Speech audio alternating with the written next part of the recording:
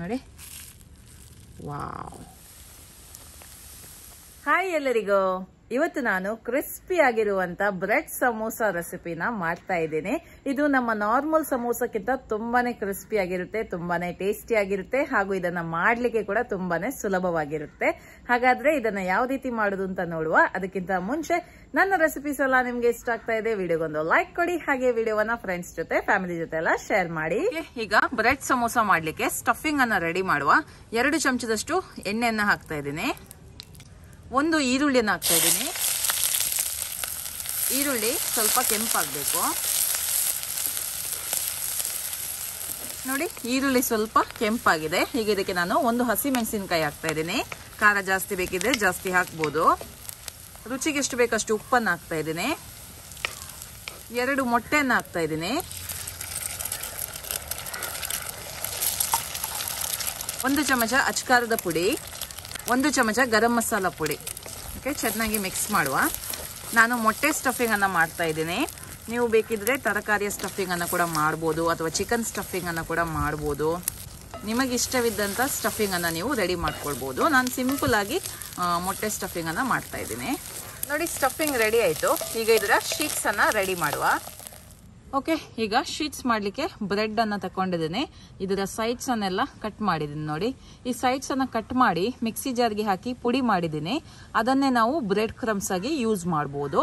ಆ ಪುಡಿ ಮಾಡಿರುವಂತಹ ಬ್ರೆಡ್ ಕ್ರಮ್ಸ್ ಅನ್ನ ಸ್ವಲ್ಪ ನೀವು ತವದಲ್ಲಿ ಫ್ರೈ ಮಾಡಿ ಇಟ್ರೆ ಆಯ್ತು, ಆವಾಗ ಕ್ರಿಸ್ಪಿಯಾಗಿ ಬರುತ್ತೆ. ಓಕೆ, ಈಗ ಶೀಟ್ ಅನ್ನ ಮಾಡುವ. ಶೀಟ್ ಮಾಡಲಿಕ್ಕೆ ಸ್ವಲ್ಪ ಇದನ್ನ ಈ ತರ ಲಟ್ಟಣಿಗೆ ಅಲ್ಲಿ ರೋಲ್ ಮಾಡಬೇಕು. ಓಕೆ, ತುಂಬ ಪ್ರೆಷರ್ ಹಾಕೋದೇನು ಬೇಡ, ಲೈಟಾಗಿ ರೋಲ್ ಮಾಡಿದ್ರೆ ಸಾಕು. ಒಮ್ಮೊಮ್ಮೆ ನೀವು ಈ ಥರ ರೋಲ್ ಮಾಡುವಾಗ ಇದು ಕಟ್ ಆಗುವ ಚಾನ್ಸಸ್ ಇರುತ್ತೆ. ಕಟ್ ಆದರೆ ಕೂಡ ಏನು ತೊಂದರೆ ಇಲ್ಲ, ನೀವು ಇದನ್ನೇ ಯೂಸ್ ಮಾಡ್ಬೋದು. ಓಕೆ, ಇಷ್ಟು ನೀವು ರೋಲ್ ಮಾಡಿದ್ರೆ ಸಾಕಾಗ್ತದೆ. ಓಕೆ, ಹೀಗೆ ಎಲ್ಲ ಬ್ರೆಡ್ಡನ್ನು ನಾನು ರೋಲ್ ಮಾಡಿ ರೆಡಿ ಮಾಡಿರ್ತೇನೆ. ಮತ್ತೆ ಇದರೊಳಗೆ ಸ್ಟಫಿಂಗ್ ಮಾಡುವ. ಈಗ ಈ ಶೀಟ್ಸನ್ನು ಫೋಲ್ಡ್ ಮಾಡುವ. ಫಸ್ಟಿಗೆ ಇಲ್ಲಿ ಸೈಡ್ಸಿಗೆಲ್ಲ ನಾನು ಸ್ವಲ್ಪ ನೀರನ್ನು ಹಾಕ್ತಾ ಇದ್ದೀನಿ. ಅಂದರೆ ನಮಗೆ ಇದನ್ನು ಸ್ಟಿಕ್ ಮಾಡಲಿಕ್ಕೆ ಸುಲಭ ಆಗ್ತದೆ ಅಂತ. ಸ್ವಲ್ಪ ಇದನ್ನು ಸಾಫ್ಟ್ ಮಾಡುವ. ಓಕೆ, ಎಲ್ಲ ಸೈಡಿಗೆ ಸಹ ನೀರನ್ನು ಈವಾಗಲೇ ಹಾಕ್ತೇನೆ, ಸುಲಭ ಆಗಲಿ ಅಂತ. ಓಕೆ, ಈಗ ಒಂದು ಕಾರ್ನರನ್ನು ಈ ಥರ ತೆಗೆದು ನೋಡಿ, ಈ ಥರ ಕೋನ್ ಬರುವ ಹಾಗೆ ನೀವು ಇದನ್ನು ಫೋಲ್ಡ್ ಮಾಡಿದರೆ ಆಯಿತು. ಇಲ್ಲಿ ಫಸ್ಟಿಗೆ ಟೈಟ್ ಮಾಡ್ಕೊಳ್ಳಿ. ಮಧ್ಯದಲ್ಲಿ ಕಟ್ಟೆಲ್ಲ ಆದರೆ ಅಥವಾ ನಿಮಗೆ ಇದನ್ನು ಫಿಕ್ಸ್ ಮಾಡಲಿಕ್ಕೆ ಆಗದಿದೆ ಏನು ಭಯ ಪಡುವ ಅವಶ್ಯಕತೆ ಏನಿಲ್ಲ, ಏನಾಗೋದಿಲ್ಲ. ಓಕೆ, ಈಗ ಇನ್ನೊಂದು ಸೈಡನ್ನು ಈ ಥರ ಫೋಲ್ಡ್ ಮಾಡ್ಕೊಳ್ಳಿ. ನೀರು ಎಷ್ಟು ಬೇಕೋ ಅಷ್ಟು ಹಾಕಿಕೊಳ್ಳಿ. ಸ್ವಲ್ಪ ಜಾಸ್ತಿ ಹಾಕಿದರೆ ಅದು ಸುಲಭದಲ್ಲಿ ಅಂಟ್ಕೊಳ್ಳುತ್ತೆ. ಓಕೆ, ಈ ಥರ ಪ್ರೆಸ್ ಮಾಡ್ಕೊಳ್ಳಿ ನೋಡಿ. ಇವಾಗ ಕೋನ್ ಶೇಪ್ ಆಯಿತು ನೋಡಿ, ಈ ಥರ. ಓಕೆ, ಕೋನ್ ಶೇಪ್ ಆಯಿತು. ಈಗ ಇದರೊಳಗೆ ಸ್ಟಫಿಂಗನ್ನು ಮಾಡುವ. ಎಷ್ಟಾಗುತ್ತೆ ಅಷ್ಟು ನೀವು ಸ್ಟಫಿಂಗ್ ಮಾಡ್ಕೊಳ್ಳಿ. ಈಗ ಮತ್ತೆ ಇದನ್ನು ಸೀಲ್ ಮಾಡಿದರೆ ಆಯಿತು. ಇಲ್ಲಿ ನೀರನ್ನು ಹಾಕ್ತಾ ಇದ್ದೀನಿ ಮತ್ತೆ. ಓಕೆ, ಈ ಥರ ನೀರನ್ನು ಹಾಕಿ ಇದನ್ನು ಈ ಥರ ಫೋಲ್ಡ್ ಮಾಡಬೇಕು.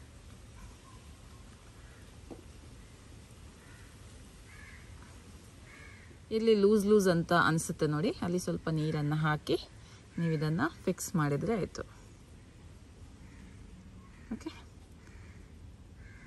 ಇದರ ಮೇಲೆ ಇನ್ನೊಂದು ಕೋಟಿಂಗ್ ಹಾಕ್ಲಿಕ್ಕೆ ಉಂಟು, ಆವಾಗ ಇದು ಸರಿಯಾಗಿ ನಿಲ್ಲುತ್ತೆ. ಹೀಗೆ ಎಲ್ಲದನ್ನು ರೆಡಿ ಮಾಡಿರ್ತೇನೆ. ಮತ್ತೆ ಇದರ ನೆಕ್ಸ್ಟ್ ಕೋಟಿಂಗ್ ಏನು ಅಂತ ನೋಡುವ. ಓಕೆ, ಈಗ ಇದನ್ನು ಎಗ್ ವಾಶ್ ಮಾಡುವ. ಅಂದರೆ ಇಲ್ಲಿ 1 ಮೊಟ್ಟೆಯನ್ನು ನಾನು ಒಡೆದು ಚೆನ್ನಾಗಿ ಬೀಟ್ ಮಾಡಿದ್ದೇನೆ. ಇದಕ್ಕೆ ಸ್ವಲ್ಪ ನಾನು ಹಾಲನ್ನು ಸೇರಿಸಿದ್ದೀನಿ. ಓಕೆ, ಈ ಥರ ಒಂದ್ಸತಿ ಮೊಟ್ಟೆ ಒಳಗೆ ಇದನ್ನು ಡಿಪ್ ಮಾಡುವ. ಎಲ್ಲ ಸೈಡಲ್ಲಿ ಕೂಡ ಸರಿಯಾಗಿ ಇದನ್ನು ಹಾಕಿಕೊಳ್ಳಿ. ಓಕೆ, ಈಗ ಇದನ್ನು ತೆಗೆದು ಬ್ರೆಡ್ ಕ್ರಮ್ಸ್ ಮೇಲೆ ಹಾಕುವ. ಓಕೆ, ಬ್ರೆಡ್ ಕ್ರಮ್ಸ್ ಮೇಲೆ ಹಾಕಿ ಇದನ್ನು ಒಳ್ಳೆ ರೀತಿಯಲ್ಲಿ ಕೋಟ್ ಮಾಡುವ.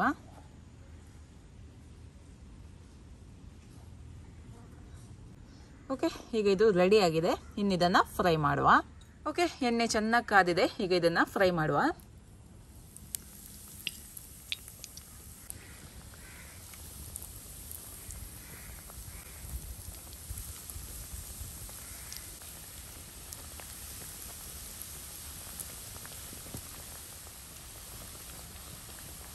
ಸ್ಟಾರ್ಟಿಂಗಲ್ಲಿ ಫ್ಲೇಮನ್ನು ಹೈಯಲ್ಲಿ ಇಟ್ಟು ಫ್ರೈ ಮಾಡ್ಕೊಳ್ಳಿ, ಮತ್ತು ಮೀಡಿಯಮಲ್ಲಿ ಇಟ್ಟು ಫ್ರೈ ಮಾಡ್ಕೊಳ್ಳಿ.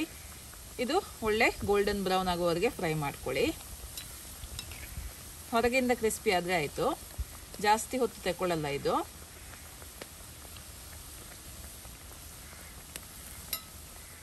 ಓಕೆ ನೋಡಿ, ಒಳ್ಳೆ ರೀತಿಯಲ್ಲಿ ಇದು ಫ್ರೈ ಆಗಿದೆ. ಎರಡೂ ಸೈಡಿಂದ ಕೂಡ ಒಳ್ಳೆ ಕಲರ್ ಬಂದಿದೆ.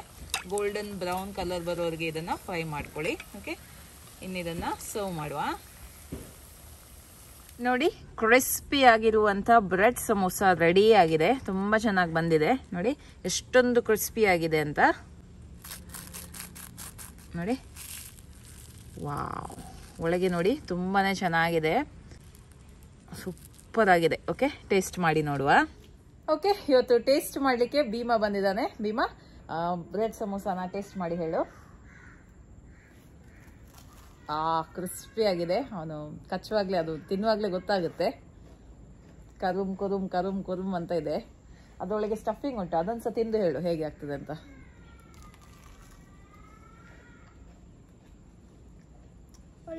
ಒಳ್ಳೆದುಂಟಾ? ಸೂಪರ್ ಆಗಿದೆ. ಓಕೆ, ಖಂಡಿತವಾಗ್ಲು ಮಕ್ಕಳು ಗ್ಯಾರಂಟಿ ಇಷ್ಟಪಡ್ತಾರೆ. ಮತ್ತೆ ಮನೇಲಿ ಮಾಡ್ಲಿಕ್ಕೆ ಕೂಡ ಸುಲಭ. ಬ್ರೆಡ್ ಒಂದಿದ್ರೆ ಆಯ್ತು, ಸುಲಭದಲ್ಲಿ ಇದನ್ನ ಮಾಡ್ಬೋದು. ನೀವು ಕೂಡ ಇದನ್ನ ಟ್ರೈ ಮಾಡಿ, ಆಯ್ತಾ? ಓಕೆ, ಇನ್ನು ಮುಂದಿನ ವಿಡಿಯೋದಲ್ಲಿ ಸಿಗ್ತೀನಿ. ಅಲ್ಲಿ ತನಕ ಬಾಯ್.